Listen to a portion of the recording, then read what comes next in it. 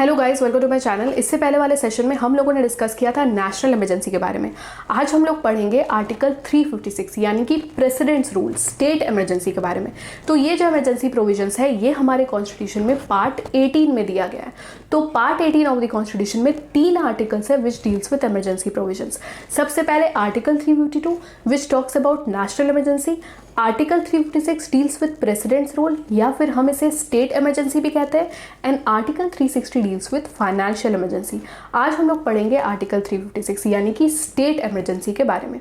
तो article 356 of the constitution कहता है if the president is satisfied either on report of the governor or otherwise that the government of the state cannot be carried on in accordance with the provisions of the constitution, then president has the power to impose president's rule in that state। यानी कि अगर president को ये जानकारी मिले या तो governor के रिपोर्ट द्वारा या किसी और तरीके से, अगर प्रेसिडेंट को जानकारी मिले कि कोई स्टेट है जो कि कॉन्स्टिट्यूशन के प्रोविजंस के हिसाब से काम नहीं कर रहा है, फंक्शन नहीं कर रहा है, कोई स्टेट है जो कॉन्स्टिट्यूशन के प्रोविजंस को रिस्पेक्ट नहीं कर रहा है, तो उस सिचुएशन में प्रेसिडेंट के पास ये पावर है अंडर आर्टिकल 356 कि वो स्टेट इमरजेंसी लागू कर सकते हैं, इम्पोज कर सकते हैं।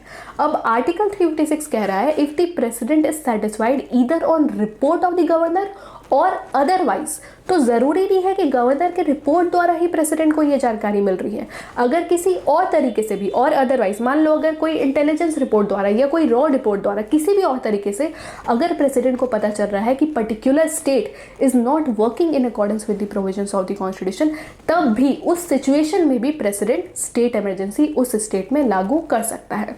अब सबसे पहला लाइन आर्टिकल 356 का ये है कि if the president is satisfied, तो क्या प्रेसिडेंट अपने मर्जी से स्टेट इमरजेंसी इंपोज कर सकता है। मान लो अगर प्रेसिडेंट को गवर्नर का रिपोर्ट आया कि मान लो पंजाब जो है कॉन्स्टिट्यूशन के प्रोविजंस के हिसाब से फंक्शन नहीं कर रहा है, ये रिपोर्ट आया प्रेसिडेंट को गवर्नर का। अब क्या प्रेसिडेंट, गवर्नर के रिपोर्ट तो आ गया, तो क्या प्रेसिडेंट अब पंजाब में स्टेट इमरजेंसी इंपोज कर सकता है अपनी मर्जी से? नहीं। President has to act on the written advice of the cabinet यानी कि senior most council of ministers. तो जब तक प्रेसिडेंट को कैबिनेट एडवाइस ना करे, रिकमेंड ना करे, प्रेसिडेंट स्टेट इमरजेंसी लागू नहीं कर सकता, इंपोज नहीं कर सकता। अब not working in accordance with the provisions of the constitution, इस फ्रेज का मतलब क्या है? तो ये हमारे कॉन्स्टिट्यूशन में तो डिफाइन नहीं किया गया है कि इसका मतलब क्या है, लेकिन एक आर्टिकल पढ़ के हमें समझ में आएगा कि इस फ्रेज का मतलब क्या है। वो आर्टिकल क्या है? Article 365। Article 365 of the constitution कहता है कि सेंटर के पास ये पावर है कि वो स्टेट को डायरेक्टिव्स इशू कर सकता है। मान लो सेंटर ने कोई स्टेट को डायरेक्टिव इशू किया कि आपको अपने स्टेट में जीएसटी को इंप्लीमेंट करना है, गुड्स एंड सर्विसेज टैक्स को आपको अपने स्टेट में इंप्लीमेंट करना है, लेकिन स्टेट ने इस लॉ को इंप्लीमेंट करने से मना कर दिया। अब क्या होगा? अब ये समझा जाएगा कि state is not working in accordance with the provisions of the constitution, क्योंकि सेंटर ने डायरेक्टिव तो इशू किया लेकिन स्टेट ने मानने से इनकार कर दिया। यही कहा गया आर्टिकल 365 में। देखो article 365 says that whenever a state fails to comply और give effect to any direction from the state ने सेंटर का डायरेक्टिव नहीं माना, उस सिचुएशन में it will be lawful for the president to hold that a situation has arisen in which the government of the state can not be carried on in accordance with the provisions of the constitution. तो under article 365 centre के पास ये power है कि वो state को directives issue कर सकते हैं, लेकिन अगर स्टेट उस डायरेक्टिव को मानने से इनकार कर दे, मना कर दे, तो उस सिचुएशन में ये समझा जाएगा कि वो जो स्टेट है वो कॉन्स्टिट्यूशन के प्रोविजंस को रेस्पेक्ट नहीं कर रहा है, कॉन्स्टिट्यूशन के प्रोविजन के हिसाब से फंक्शन नहीं कर रहा है, और उस सिचुएशन में प्रेसिडेंट के पास ये पावर है कि वो उस स्टेट में स्टेट इमरजेंसी इंपोज कर सकते हैं, लागू कर सकते हैं। अब ये जो आर्टिकल 356 है इसको डॉक्टर BR अम्बेडकर ने कहा था dead letter of the constitution. क्यों? क्योंकि उनको लगा था कि article 356 state emergency president's rule, ये जब प्रेसिडेंट इंपोज करेगा तो पूरी प्रिकॉशन के साथ इंपोज करेगा। क्यों? क्योंकि जब प्रेसिडेंट अंडर आर्टिकल 356 कोई भी स्टेट में अगर स्टेट इमरजेंसी इंपोज करता है तो उस सिचुएशन में क्या होता है? उस सिचुएशन में लेजिस्लेटिव असेंबली को सस्पेंड कर दिया जाता है, यानी कि council of ministers to be headed by the chief minister they will be dismissed. तो इसीलिए डॉक्टर BR अम्बेडकर को लगा था कि ये जो आर्टिकल 356 है, क्योंकि ये डायरेक्टली इलेक्टेड गवर्नमेंट को सस्पेंड कर रहा है, ये जो है relation between centre and state को इतना ज़्यादा इंपैक्ट कर रहा है, ये हमारे वेरी स्पिरिट ऑफ डेमोक्रेसी को इंपैक्ट कर रहा है। इसीलिए डॉक्टर BR अम्बेडकर को लगा था कि article 356 will remain a dead letter, यानी कि ये उतना ज़्यादा यूज या मिसयूज नहीं किया जाएगा। जाएगा, but it is one of the most misused articles of the constitution. हमारे कंट्री में अब तक more than 115 times state emergency impose किया जा चुका है, लागू किया जा चुका है। और सबसे ज़्यादा कौन सी सरकार ने स्टेट इमरजेंसी को लागू किया था, ये भी हम देख लेते हैं। देखो, तो जवाहरलाल नेहरू की सरकार ने इसे 8 टाइम्स प्रेसिडेंट रूल को इम्पोज किया। सबसे ज़्यादा देखो इंदिरा गांधी की सरकार ने प्रेसिडेंट रूल इम्पोज किया, कितने बार? 35 टाइम्स इम्पोज किया गया है। फिर मोरारजी देसाई की सरकार द्वारा 16 टाइम इम्पोज किया गया। फिर पीवी नरसिम्हा राव की सरकार द्वारा 11 टाइम्स इम्पोज किया गया। मनमोहन सिंह की सरकार द्वारा 12 बार इम्पोज किया गया प्रेसिडेंट रूल को। यानी कि 3 ऑर्गन्स ऑफ गवर्नमेंट होते हैं, एग्जीक्यूटिव, लेजिस्लेचर और जुडिशरी। लेजिस्लेचर का काम है लॉज बनाने का, जैसे कि parliament, Lok Sabha, Rajya Sabha, legislative assembly, legislative council, इनका काम है लॉज को बनाना। एग्जीक्यूटिव का काम होता है लॉज को इम्प्लीमेंट करना और जुडिशरी का काम होता है लॉज को इंटरप्रेट करना। अब लेजिस्लेटिव असेंबली का काम है लॉज बनाना। अब लेजिस्लेटिव असेंबली तो सस्पेंड हो गई, डिसॉल्व हो गई, तो अब लॉज कौन बनाएगा? ये पावर आ जाएगी पार्लियामेंट के पास। देखो, नॉर्मल सर्कमस्टांसेस में हमारे पास 7 शेड्यूल है, union list, state list, concurrent list. Union list में जो भी सब्जेक्ट मैटर मेंशन है उस पर सिर्फ पार्लियामेंट लॉज बना सकता है। स्टेट लिस्ट में जो भी सब्जेक्ट मैटर मेंशन है, जैसे कि एग्रीकल्चर हो गया, पुलिस, गैम्बलिंग, इन सब्जेक्ट मैटर पे सिर्फ स्टेट लेजिस्लेचर लॉज बना सकता है।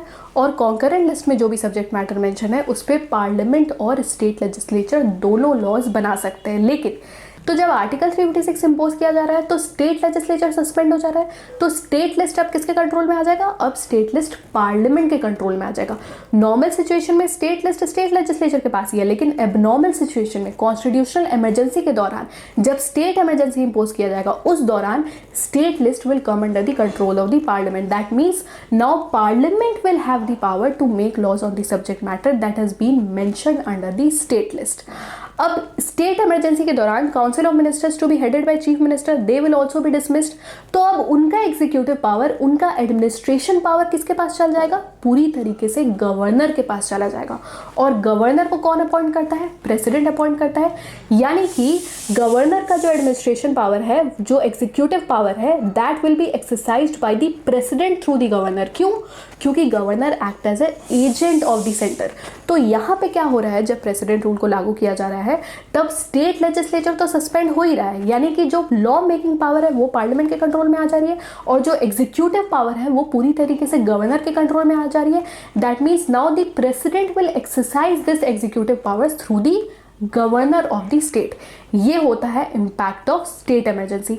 इसीलिए डॉक्टर बी आर अम्बेडकर ने सोचा था, क्योंकि ये डेमोक्रेसी को, the very spirit of democracy, हमारे डायरेक्टली इलेक्टेड गवर्नमेंट को सस्पेंड कर रहा है, डिसमिस कर रहा है। इसीलिए डॉक्टर बी आर अम्बेडकर ने इस आर्टिकल को कंसिडर किया था as dead letter of the constitution, लेकिन ये बहुत ज़्यादा मिसयूज किया जा चुका है। ये हम लोगों ने समझा कुछ पॉइंट्स स्टेट इमरजेंसी के बारे में। अब हम लोग parliamentary approval and duration of state emergency के बारे में। अब मान लो अगर आज प्रेसिडेंट ने स्टेट इमरजेंसी इम्पोज किया तो आज से 2 महीने तक ये स्टेट इमरजेंसी कंटिन्यू होगा विदाउट पार्लियामेंट्री अप्रूवल, यानी कि 2 महीने तक लोकसभा और राज्यसभा के अप्रूवल की ज़रूरत नहीं है, ये स्टेट इमरजेंसी कंटिन्यू होगा। लेकिन अगर 2 महीने बाद भी इसको कंटिन्यू रखना है तो क्या करना होगा? तो ये 2 महीना खत्म होने से पहले before the expiry of 2 months both Lok Sabha and Rajya Sabha must approve this state emergency. That means they will have to pass the resolution by simple majority, more than 50% present in voting. If they pass the resolution by simple majority, तो क्या होगा? तो ये state emergency continue होगा for 6 months। अब 6 महीने बाद इसको फिर कंटिन्यू करना है तो क्या करना होगा? फिर वापस आओ लोकसभा राज्यसभा के पास, again they will have to pass the resolution by simple majority, again it will continue for the next 6 months। ऐसे करके ये 1 साल तक कंटिन्यू होगा। कितना? 1 साल तक। देखो क्या हो रहा है, अगर आज प्रेसिडेंट ने स्टेट इमरजेंसी लागू किया तो आज से 2 महीने तक तो पार्लियामेंट के अप्रूवल की ज़रूरत नहीं है, लोकसभा राज्यसभा के अप्रूवल की ज़रूरत नहीं है, ये स्टेट इमरजेंसी ऐसे ही कंटिन्यू होगा। लेकिन अगर 2 महीने बाद भी अगर आपको इसको कंटिन्यू रखना है तो क्या करना होगा?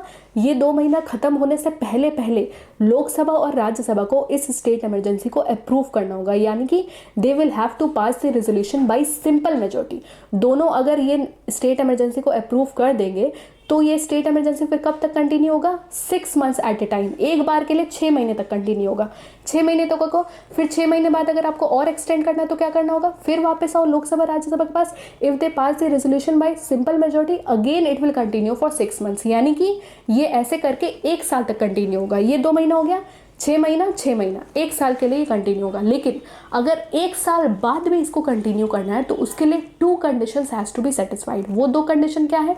या तो सबसे पहला कंडीशन, या तो हमारे देश में, पूरे देश में नेशनल इमरजेंसी इंपोज होनी चाहिए, या देश के कोई हिस्से में नेशनल इमरजेंसी इंपोज होनी चाहिए। ये सबसे पहला कंडीशन। दूसरा condition, election commission of India अगर ये सर्टिफाई कर दे कि under current situation it is not possible to conduct legislative assembly elections in state, तब 1 साल के बाद भी ये जो है कंटिन्यू हो सकता है। 2 conditions has to be satisfied. अब ये 1 साल के बाद अगर ये 2 साल तक कंटिन्यू होगा तो वैसे ही होगा। अगर आपको 6 महीने बाद और कंटिन्यू करना है फिर आपको लोकसभा राज्यसभा के पास आना होगा। If they pass the resolution by simple majority again it will continue for next 6 months. तो मैक्सिमम कॉन्स्टिट्यूशनल वैलिडिटी क्या है ये स्टेट इमरजेंसी का? 3 साल है।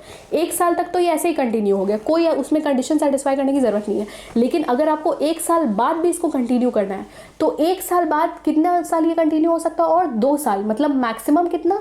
3 साल तक ये कंटिन्यू हो सकता है। 1 साल के लिए कोई कंडीशन नहीं है, लेकिन अगर और 2 साल आपको कंटिन्यू करना है तो उसके लिए 2 कंडीशंस जो है मस्ट बी सेटिस्फाइड। मैंने आपको बता दिया वो 2 कंडीशंस क्या है। लेकिन ये जो स्टेट इमरजेंसी है it can be extended for 6 month at a time, यानी कि 6 महीने के लिए ही एक बार के लिए एक्सटेंड हो सकता है। 6 महीने बाद फिर आपको लोकसभा राज्यसभा के पास आना होगा उनका अप्रूवल लेने के लिए, and if they pass the resolution by simple majority again it will continue for the next 6 months. So only for 6 months at a time, याद रखिएगा, ठीक है। तो 1 साल के लिए कोई कंडीशन नहीं है, अगले 2 साल अगर आपको कंटिन्यू करना है तो उसके लिए कंडीशन है। दोनों कंडीशन मैंने आपको बता दिया। तो मैक्सिमम कितने साल तक ये स्टेट इमरजेंसी इंपोज किया जा सकता है हमारे देश में? 3 साल तक। So what is the maximum constitutional validity for state emergency? 3 years. तो ये हम लोगों ने समझा पार्लियामेंट्री अप्रूवल और ड्यूरेशन के बारे में। अब अगर ये स्टेट इमरजेंसी को रिवोक करना है तो उसका क्या प्रोसीजर है? स्टेट इमरजेंसी को लागू कैसे किया गया था? प्रेसिडेंट द्वारा किया गया था on advice of the cabinet. Similarly अगर रिवोक करना है तो भी प्रेसिडेंट अपने मर्जी से नहीं कर सकता, president can do this only on advice of the cabinet. यहाँ पे पार्लियामेंट्री अप्रूवल की जरूरत नहीं है स्टेट इमरजेंसी को रिवोक करने के लिए, याद रखिएगा, ठीक है। लोकसभा और राज्यसभा की अप्रूवल की जरूरत नहीं है जब प्रेसिडेंट स्टेट इमरजेंसी को रिवोक करना चाहता है।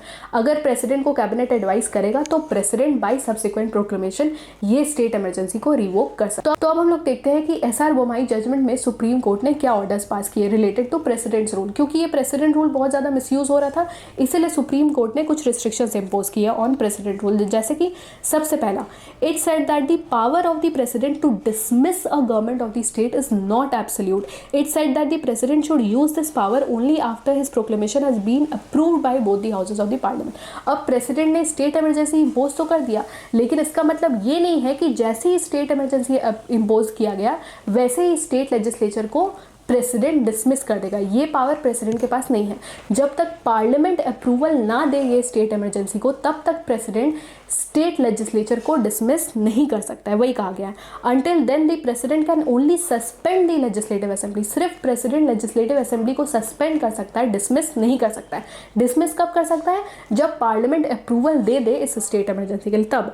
In case the proclamation does not get the approval of both the house it lapses at the end of the period of 2 months and the dismissed government is revived. मान लो अगर 2 महीने के अंदर अंदर, 2 महीने खत्म होने से पहले पहले अगर लोकसभा और राज्यसभा का अप्रूवल ना मिले तो जो लेजिस्लेटिव असेंबली जो प्रेसिडेंट ने सस्पेंड किया था वो तुरंत रीएक्टिवेट हो जाएगा। वही कहा गया, the suspend legislative assembly also gets reactivated. The supreme court also stated that the proclamation of imposition of article 356 is subject to judicial review. यानी कि ये स्टेट इमरजेंसी को चैलेंज किया जा सकता है in the court of law on grounds of mala fide intention. यानी अगर प्रेसिडेंट ये स्टेट इमरजेंसी को इम्पोज कर रहे हैं कुछ गलत इंटेंशन के साथ, कि मान लो अगर पार्लियामेंट का अप्रूवल नहीं लिया या स्टेट लेजिस्लेचर को डिसमिस कर दिया before taking the parliamentary approval, तो उस सिचुएशन में इस स्टेट इमरजेंसी को चैलेंज किया जा सकता है in the court of law. और सुप्रीम कोर्ट और हाई कोर्ट के पास ये पावर है कि वो इस स्टेट इमरजेंसी को नल एंड वॉइड यानी कि इनवैलिड भी डिक्लेयर कर सकते हैं, ठीक है। तो अब हम लोग समझते हैं कि ये स्टेट इमरजेंसी और नेशनल इमरजेंसी दोनों के बीच क्या डिफरेंसेस है। हम लोगों ने पढ़ा स्टेट इमरजेंसी और नेशनल इमरजेंसी, अब हम लोग दोनों के बीच डिफरेंसेस देख लेते हैं। सबसे पहले जब हम लोगों ने समझा था नेशनल इमरजेंसी के बारे में, तो नेशनल इमरजेंसी को 3 ग्राउंड्स पे इम्पोज किया जाता है आर्टिकल 352 में, वॉर, एक्सटर्नल एग्रेशन और armed rebellion. Article 356 state emergency में क्या ग्राउंड्स मेंशन है कि अगर स्टेट कॉन्स्टिट्यूशन के प्रोविजंस के हिसाब से फंक्शन नहीं कर रहा है, उस सिचुएशन में प्रेसिडेंट जो है इस इम्पोज कर सकता है स्टेट इमरजेंसी को। वहाँ नेशनल इमरजेंसी में भी कैबिनेट के एडवाइस के बिना प्रेसिडेंट नेशनल इमरजेंसी इम्पोज नहीं कर सकता, स्टेट इमरजेंसी में भी प्रेसिडेंट कैबिनेट के एडवाइस के बिना स्टेट इमरजेंसी इम्पोज नहीं कर सकता। लेकिन नेशनल इमरजेंसी के टाइम पे फंडामेंटल राइट्स पे इम्पैक्ट पड़ता है। हम लोगों ने देखा था आर्टिकल 358 और आर्टिकल 359, यानी कि आर्टिकल 358 क्या कह रहा था कि अगर नेशनल इमरजेंसी को वॉर या एक्सटर्नल एग्रेशन के ग्राउंड पे लागू किया जाएगा तो आर्टिकल 19 ऑटोमेटिकली सस्पेंड हो जाएगा। और क्या कह रहा था कि अगर नेशनल इमरजेंसी को आर्म्ड रिबेलियन के ग्राउंड पे इम्पोज किया जाएगा तो आर्टिकल 19 ऑटोमेटिकली सस्पेंड नहीं होगा, separate order has to be issued by the president. और आर्टिकल 359 कह रहा था कि enforcement of the fundamental rights को सस्पेंड किया जा सकता है, लेकिन आर्टिकल 20 और आर्टिकल 21 जो फंडामेंटल राइट्स है उनको सस्पेंड नहीं किया जा सकता। ये हम लोगों ने डिटेल में समझा है नेशनल इमरजेंसी में, यानी कि फंडामेंटल राइट्स पे इफेक्ट हो रहा था जब नेशनल इमरजेंसी लागू किया गया था। यहाँ पे स्टेट इमरजेंसी में फंडामेंटल राइट्स पे कोई इम्पैक्ट नहीं आएगा, ये याद रखेगा। नेशनल इमरजेंसी के सिचुएशन में स्टेट लेजिस्लेचर सस्पेंड नहीं हो रहा था। क्या हो रहा था वहाँ पे, जो स्टेट लिस्ट है वो भले ही पार्लियामेंट के कंट्रोल में आ जाएगा, लेकिन स्टेट लेजिस्लेचर को सस्पेंड नहीं किया जाएगा, डिसमिस नहीं किया जाएगा। यहाँ पे स्टेट इमरजेंसी के केस में स्टेट लेजिस्लेचर को सस्पेंड या डिसमिस किया जा सकता है, ये पॉइंट। और क्या पॉइंट देखो, नेशनल इमरजेंसी के केस में कोई अपर लिमिट नहीं था, यानी कि this national emergency can be extended for indefinite period of time. और वहाँ पे जो रेजोल्यूशन है वो लोकसभा और राज्यसभा को पास करना था बाय स्पेशल मेजोरिटी। यहाँ पे राज्यसभा और लोकसभा को रेजोल्यूशन पास करना है bye simple majority for approving the state emergency. ये डिफरेंस आ गया। यहाँ पे मैक्सिमम कॉन्स्टिट्यूशनल वैलिडिटी क्या है स्टेट इमरजेंसी के लिए, 3 ईयर्स। वहाँ पे क्या है, नेशनल इमरजेंसी में कोई अपर लिमिट नहीं है, कोई मैक्सिमम कॉन्स्टिट्यूशनल वैलिडिटी नहीं है, ठीक है, ये डिफरेंस हो गया। उसके बाद अगर नेशनल इमरजेंसी को रिवोक करना है तो कौन कर सकता था, प्रेसिडेंट कर सकता था on advice of the cabinet. यहाँ पे भी प्रेसिडेंट कर सकता है on advice of the cabinet, लेकिन वहाँ पे नेशनल इमरजेंसी के केस में लोकसभा के पास स्पेशल पावर है, अगर वो नेशनल इमरजेंसी को रिवोक करना चाहे तो वो कर सकते हैं। यहाँ पे पार्लियामेंट के पास कोई पावर नहीं है, मतलब पार्लियामेंट्री अप्रूवल का कोई ज़रूरत नहीं है in order to revoke state emergency. तो ये हम लोगों ने कुछ डिफरेंसेस देखे between national emergency and state emergency. So that's it for today. If you like this video, please do subscribe to my channel and I'll see you in the next session. Till then, take care and bye-bye.